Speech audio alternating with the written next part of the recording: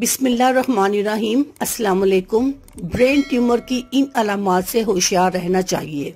Brain tumour दिमाग में या इसके करीब जमा होने वाले मादे या एबनॉर्मल सेल्स की अफजाइश की वजह से वजूद में आता है। दिमाग का कोई भी सेल रसोली या ट्यूमर की शक्ल इख्तियार कर सकता है, इसलिए मर्ज की नौयत का ज्यादातर दारोमदार ट्यूमर के साइज, जगह और किस्म पर होता है। अगर ट्यूमर दिमाग के ऐसे हिस्से में है जो इंसान की नजर को कंट्रोल करता है तो इसकी एक मुमकिन अलामत आंखों से धुंधला नजर आना हो सकता है, लेकिन क्योंकि ट्यूमर दिमाग के किसी भी हिस्से में हो सकता है, इसलिए ये अंदाजा लगाना मुश्किल हो जाता है कि इनमें से कितनी अलामात ब्रेन ट्यूमर की वजह से हैं। फिर भी यहाँ कुछ अलामात मैं आपको बताने जा रही हूँ जिनसे आपको होशियार रहना चाहिए। नंबर 1, दौरे पड़ना। इसकी पहली अलामत दौरे की शक्ल में जाहिर होती है। इन दौरों का ट्यूमर की किस्म से कोई ताल्लुक नहीं होता। ट्यूमर दिमाग में सोजिश का बाइस बनता है और दिमाग को न्यूरॉन्स तबाह करने पर आमादा करता है। इस तरह जिस्म में एबनॉर्मल हरकत होने लगती हैं जो दौरे का बाइस बनती हैं। ये दौरे किसी भी किस्म के हो सकते हैं जो या तो पूरे जिस्म को मुतासिर करते हैं या कुछ हिस्सों में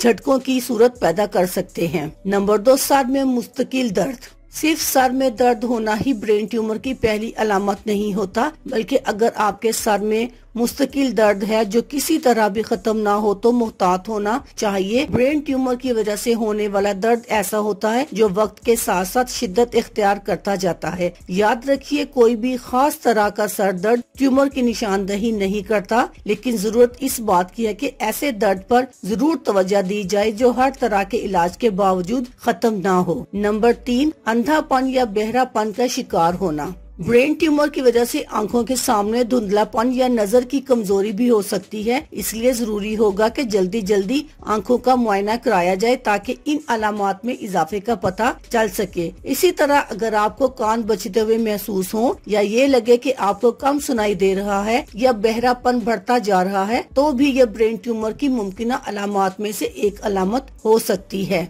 नंबर 4, याददाश्त में कमी या तबीयत में तब्दीली होना। ब्रेन ट्यूमर की वजह से दिमाग के फ्रंटियल लोब यानी कि जो इंसान की शख्सियत के अंदाज का जिम्मेदार होता है दबाव पड़ता है या सोजिश होती है। इस वजह से तबीयत में तब्दीली पैदा होती है और मरीज डिप्रेशन, गुस्से और बेजानी कैफियत का शिकार भी हो सकता है। इसका जहन परेशान रहता है या इसे हर वक्त बात याद नहीं आती। नंबर 5, कमजोरी या सुस्ती महसूस होना। अफजाइश पाने वाला ट्यूमर कमजोरी या सुस्ती का बाइस बनता है। दाहिनी साइड जिस्म के दाहिने हिस्से को और बाईं साइड जिस्म के बाएं हिस्से को कंट्रोल करती है। यहाँ बनने वाला ट्यूमर दिमाग के सिग्नल्स के जिस्म के दूसरे हिस्सों तक जाने में रुकावट बनता है, लिहाजा जिस्म के ये हिस्से अपने रूटीन के मुताबिक काम अंजाम नहीं दे पाते। नंबर 6, तवाज़ुन बरकरार न रहना। सेरिबेलम में मौजूद ट्यूमर जिस्म को हरकत देने की सलाहियत को मुतासिर करता है। इसकी सबसे आसान मिसाल जिस्म की एक साइड पर जोर देकर चलना है। सेरिबेलम का काम जिस्म का तवाज़ुन बरकरार रखना है, इसलिए अगर यहाँ ट्यूमर बन जाए तो ये काम सही तरह अंजाम नहीं दे पाता। लिहाजा आपको भी जिस्म में होने वाली इन तब्दीलियों का ख्याल रखना चाहिए। अगर जिस्म में इस तरह की अलामात बार बार जाहिर हो तो फौरी तौर पर अपने अच्छे फिजिशियन से राब्ता करें। अल्लाह हाफिज। शुक्रिया।